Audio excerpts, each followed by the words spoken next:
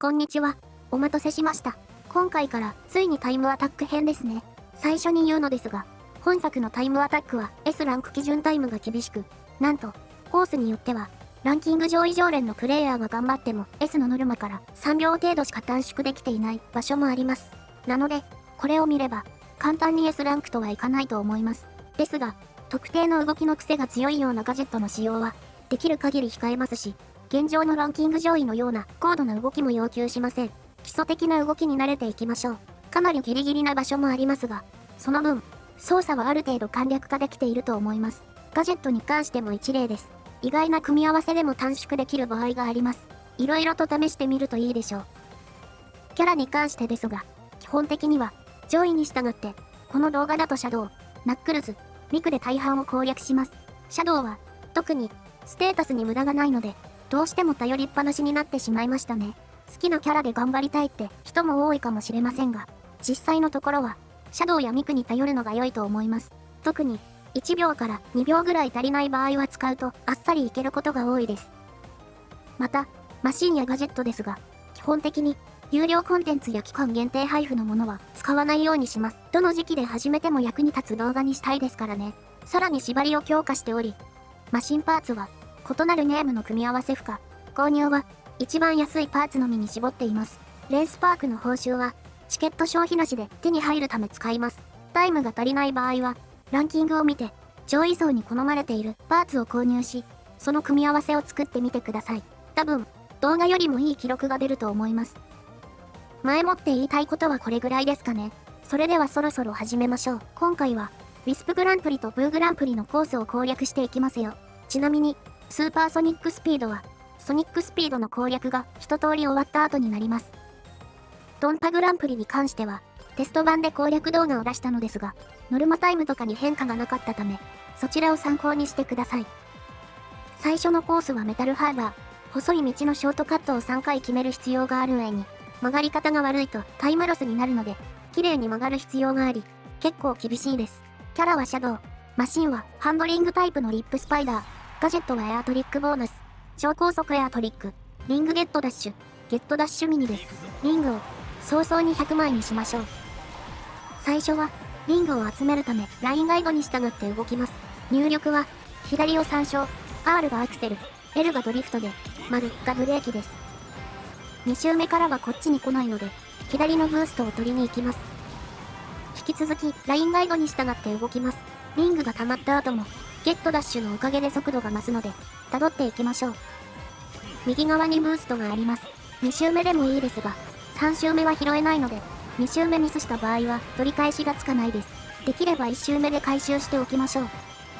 さて、内側カーブですね。ドリフトしつつ左向きにして飛び込んで、ドリップ、着地後は大回りで抜けますが、速度が多分乗りすぎてるので、アクセルを一旦離して調整します。こればかりは、初速で、調整が若干変わるので、何回かやって覚えましょう。ちなみに、今回は途中で落ちてますが、ちゃんとまっすぐ進み切って、速度が乗った状態で飛び出した方が早いです。話をしている間に進んでしまいましたが、ブーストは、カーブが多いこのコースだと、速度が乗り切る機会が少ないため、ゴール前で使ってください。空中は、2つ目のダッシュリングの直後正面にブーストがあります。今度は、ガイドに従ってイン気味に移動します。2周目の内側カーブですが、ガンハンターが外側にいるため、1周目と同じ位置から曲がるとぶつかります。早めにブレーキを踏むか、アクセルを離して内側中央にある白線よりも左側を通るように曲がりましょう。その後は、ジャンプ台を使って、ショートカット、ドリフトからのブースト解放後、アイテムの方のブーストを使って、直線をスムーズに進みます。そういえば、飛行機の時、ダッシュリングの中央の青い部分に重なるように通過すれば大きく加速するのですが、加速が大きすぎて、次のリングに下がりにくかったり、アイテムを取り逃がす場合もあるので、この動画では基本狙っていません。ちなみに、成功しても短縮されるのは、1秒とかではなく、0.3 秒ぐらいの差しか出ませんので、最終手段程度に考えておけばいいと思います。もちろん、加速した後に、大きく道をそれたりしたら、ロスが増えます。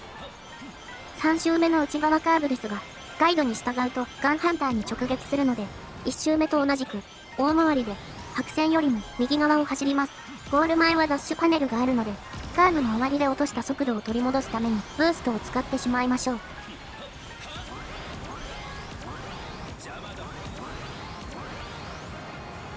ゴール、ノルマは2分37秒なので、1秒ちょっとしか余裕がないですね。このコースは、全体で見ても難しい方だと思うので、1秒以上余裕あるだけでも、結構いい出来だと思います。じゃあ、次のコースに行きましょう。次は、サンドロード。適正的にはダッシュタイプが良いと思うのですが、壁にぶつかりやすいので、ナックルズにランドスマッシャーでパワータイプにしています。パワータイプのマシンは、壁にぶつかってもリングを落としませんし、ブースト性能もダッシュタイプの次に高いですからね。適正としては悪くないはず。ガジェットは、リングゲットダッシュに、ランオフボーナス、ファストチャージセカンドとサード。このコースは、普通の床でも少し滑りやすくなっているので、その対策にグリップ強化をつけています。最初は、ラインガイドに従ってリングを集めましょう。最初の建物内は壁にぶつかりやすいですが、パワータイプなら気にならないですね。ラインをたどっていくと、そのまま10リングを入手。その先のカーブは、左外側のブーストを回収しておきましょう。3周目には取れないため、この時点から狙いたいです。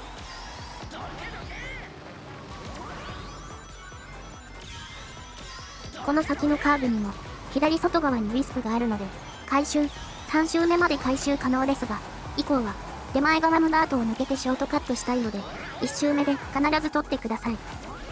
ゴール前は、ナールと壁の間を抜ける難しいショートカットがあります。本来は、壁を気にする必要がある場所ですが、パワータイプなので、壁側に寄せましょう。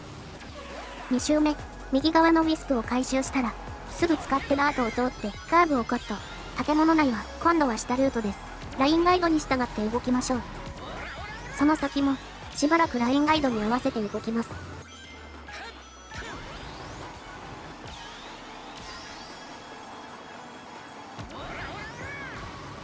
この先は、先ほど話したように、手前側のダートをブーストで越えてしまいます。ゴール前は、ブーストがないため、1周目で使ったショートカットができません。ラインガイドの通りに抜けます。ゴール前の直線は、ファストチャージがあるので、2以上貯めてダッシュを出して、直線ドリフトで速度を稼ぎます。3周目、基本はラインガイドに従って動きますが、建物から出てボートになるときは、右に寄せておくとインコースなので、若干の短縮です。ボートになったら、真正面に進むようにして、チャージジャンプでブーストを回収、右に入れて移動したいですが、先に入力するとブーストが取れないので、ここは、落ち着いて飛び上がった後に右に入れましょう。その後は、ラインガイドを基準に動きますが、手前のダッシュリングを通った後は、左寄りに移動して少し短縮します。その先空中のダッシュリングに忘れずに。当然カットするのは、手前側のカーブ。ただし、今回は、カーブの先中央の右側に、青いボックスがあるので、これを取って、1周目と同じショートカットもします。青ボックスの横にガールがいるので、ぶつからないように注意。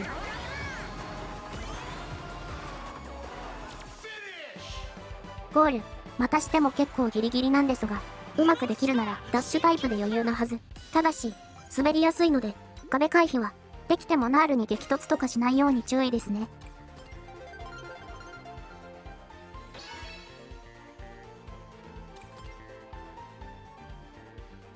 ウィスプグランプリの最後、カラフルモールです。今度は初のスピードタイプで、ブレイズのマシン、ロイヤルチャリオットを使います。ガジェットは、ドリフトチャージ短縮キット、リングゲットダッシュとダッシュミニです。ドリフトをうまく使って走っていきましょう。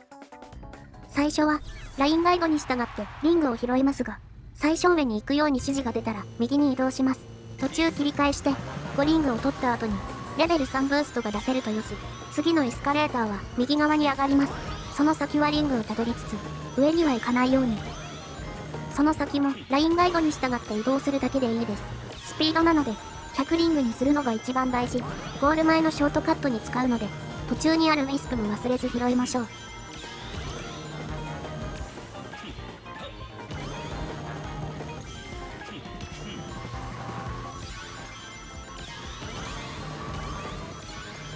ゴール前左側のブーストは、好きなタイミングで拾ってください。ドリフトを構えながら、テーブルの近くでブーストを使用。あまり外側に飛び出ないように抜けて、出口でドリフトを開放してブーストしましょう。スピードタイプなので、ゴール前の直線は、そのまま走るだけでいいです。ショートカット時壁にぶつかってると、リングが減って減速するので注意。1回ぐらいなら、ギリギリ S ランク達成可能な範囲だとは思いますが、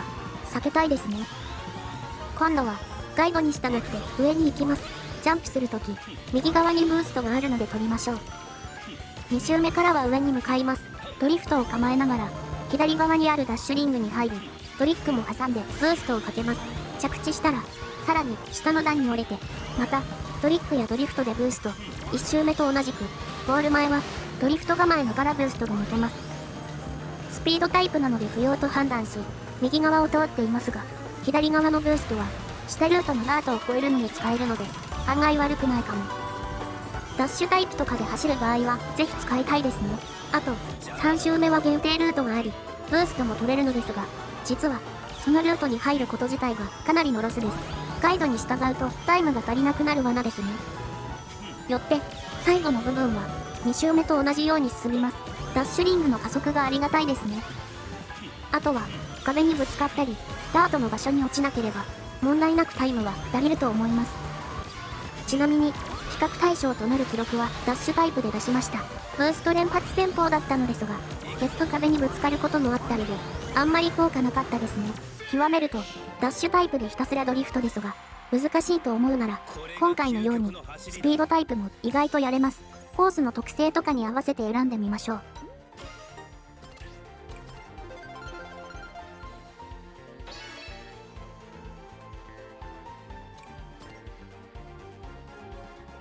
ここからブーグランプリ、ミスティックジャングルですが、序盤の右ルートとゴール前の壁が厄介なので、ナックルズにランドスマッシャーで行きます。ガジェットは、リングゲットダッシュ2種にファストチャージ2種、ダートカットが多いので、ランオフボーナスをつけます。今回もラインガイドに従って動きますが、最初のアイテムボックスと5リングが並んでいるところはボックス優先で、こっちは2周目から来ませんので、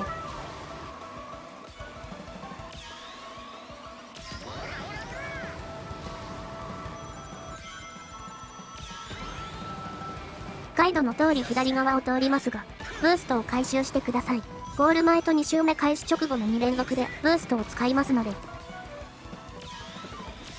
最後の大きなカーブはリングを拾いつつ抜けますが、ランオフボーナスでその先で稼げるので、外側の20リングは拾いに行かないように。ドリフトを構えて、門を抜けると同時ぐらいにブースト、ランオフボーナスで芝の上を走り抜けます。2周目は右側の芝をブーストで越えます。本来、こことその先の道が非常に壁にぶつかりやすいのですが、今回はパワータイプなので気にせず行きましょう。ラインガイドに従っていけば近くを通りますが、今回もラストに向けて2つブーストが欲しいので、右の入り口と最後のカーブの外側のを回収します。そういえば、この最後のカーブ、森の主様こと蛇の体を通ることができますが、これは通る必要がありません。理由ですが、そもそも蛇側の道に入るために姿勢を整えるのに速度を落とさなくてはいけないので、それをやるぐらいだったら、速度が乗ったまま、ギリギリのイン側を通った方が早いんですよね。対戦でも、アイテムボックスに触れないしで、あんまり行く必要がなさそうですね。メタルハーバーと比べると、落ちやすい割にはリターンが少なすぎて困ります。3周目は、ウォータースライダーの最初の左側の出っ張りに青ボックスが出ます。位置を合わせて飛び出して取りましょう。このブーストは、ゴール前のカットに使います。蛇が頭を下ろしてくるので、ダッシュパネルに乗らないように、インコースを走って素早く抜けます。最後はいつもの通り、ブーストでカットして、そのまま、ゴール前のダッシュパネルに乗れると早いです。ノルマに対して結構余りましたね。今までと違って、こんなカスタムでも余裕が出るので、攻略の自由度が高そうです。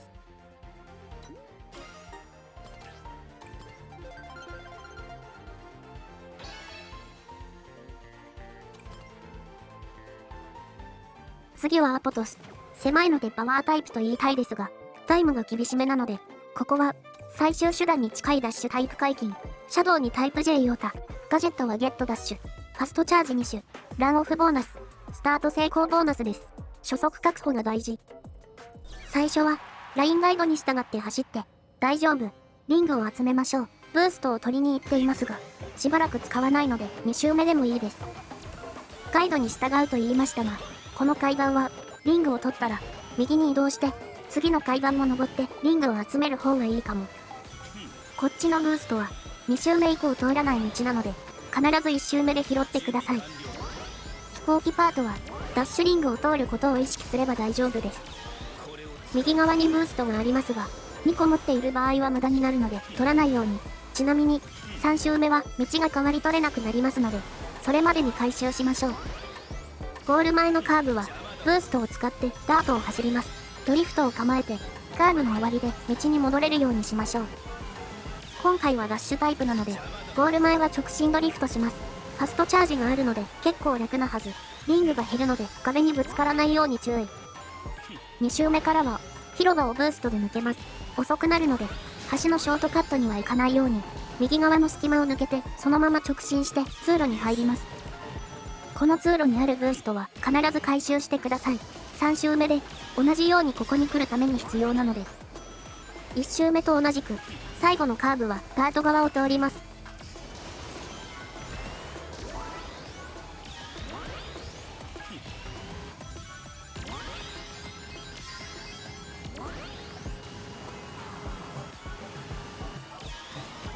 3周目も、基本は同じ壁にぶつからずに進みましょう。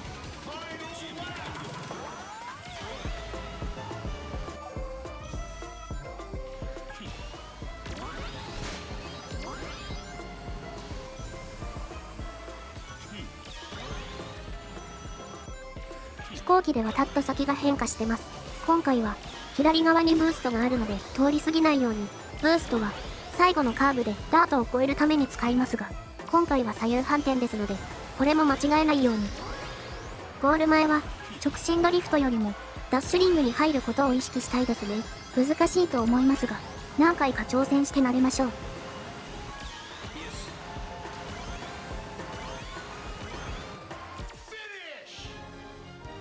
ゴール、思ったより余裕があるように見えますが、ダッシュタイプにガチめのカスタムと、これまでと比べてまともだからでしょう。普通に難しいコースだと思います。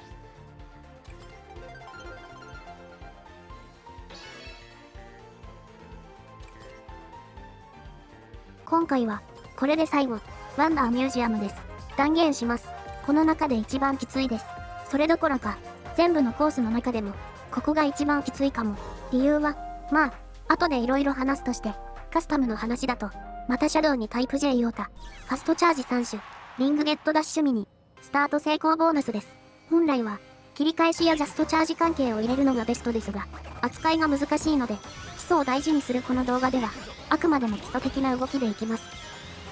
最初は、ラインガイドの通りに動きながらリング集め、ブーストは取りに行かなくていいです。インコース気味で進んでください。飛んだ後は、ダッシュパネルは、無視して、横のリングを拾います。100まで集めたら、ラインに従った動きに戻ります。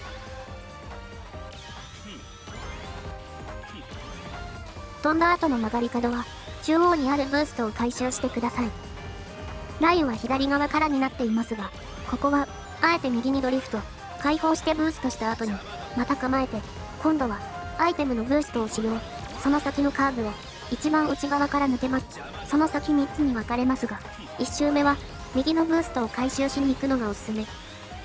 ブーストは持っているなら、スタート直後のは回収しなくていいです。ゴール直前の直進ドリフトも忘れずに。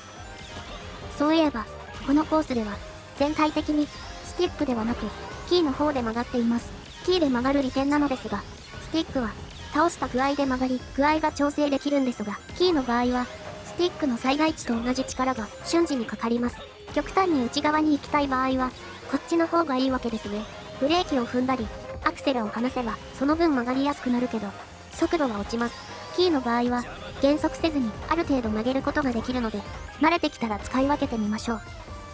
2周目も同じ方法で抜けますが、その後は、右か左に行きます。正面がいいのではと思うかもしれませんが、トリックジャンプなので、遅いです。常に走れるどちらかにしましょう。リングゲットダッシュがある場合は、左がおすすめ。3周目は、ブーストを回収して、広場の恐竜の化石が動くようになっているので、右側のダートをブーストで抜けます。その後のカーブも100リング側から抜けて、正面のブーストを回収です。本来なら、多分インコースで進むだけの方がいいでしょうけど、3周目の場合は、恐竜が邪魔で抜けにくいので、どうせ遠回りになるならと思い、ブースト回収ルートを組みました。ここから周期次第なのですが、今回のパターンだと、ダッシュパネルを踏んでもダメージを回避できるので、踏みに行きました。その先車にぶつかると大きく減速するので注意。リングを落としたので、リカバリーで取りに行きました。その先は回転してるアイテムボックスです。青が取れると、かなり楽なものも、周期次第なので、場合によっては取れません。何回か練習して、自分のパターンを作ると良いと思います。超ギリギリでした。とりあえず、今回は、基礎的な動きも意識したら、これが限界。また改善案が見つかったら攻略します。それではご視聴ありがとうございました。また次回お会いしましょう。チャンネル登録と高評価もよろしくお願いします。ちゃんと、最後まで、全部のコースで、S ランクの実例と、アドバイスいろいろをやっていきますよ。